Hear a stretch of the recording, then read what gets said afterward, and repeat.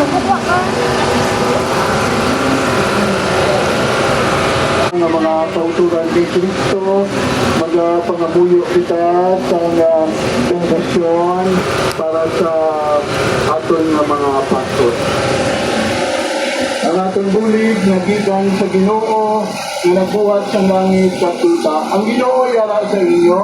Magyara man sa imo. Mga buyo kita. Pagwas nga magagagahong sa tanan. Ginoo sa langit sa tuta. Sa imo dako magrasya kag pagigugma. Imo maging daog ang kamatayon sa sala, pagi sa pagkasakit, pagkamatay, pagkakabanhaw, sa imo anak ng Kristo Kristo. Sa imo gahong ng grasya, patutas, ang malawak na Espiritu, ng gamikot, sa sunod na mga pagkabutan, sa inahi. Sa imo inisang grasya, na nakahatag sa amon sa rayo, kaluhan, pati sa paggamit sa inyo ng mga katabot, mga imahen, sunod sa inyo kabubuton. Sabay na magsag na ang pagis natin, niyatag sa amin ang ibigin na langit-lan. Sabay, dinamapadayo natin ang pagpagabuhi na wala nagahagos sa iban. Sa madangat namin ang ganipay na wala nagkakupan, ay kay Kristo namang Ginoo.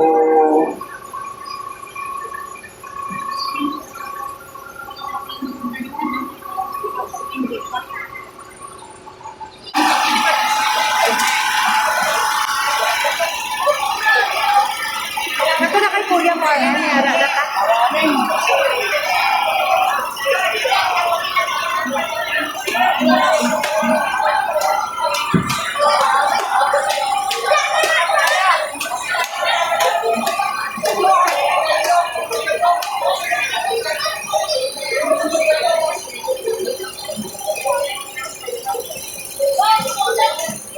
Kuya, tinapaw.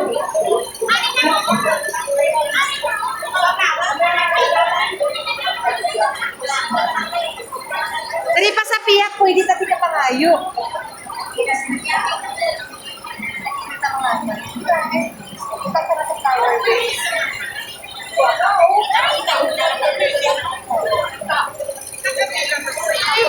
Kaya lang ka magkuha sa ako din.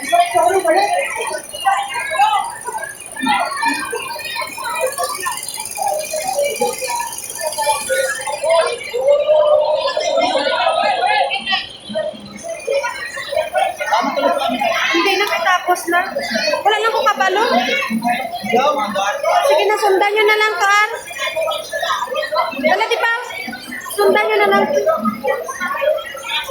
Sige, di ba lang nakigutok-gutok na.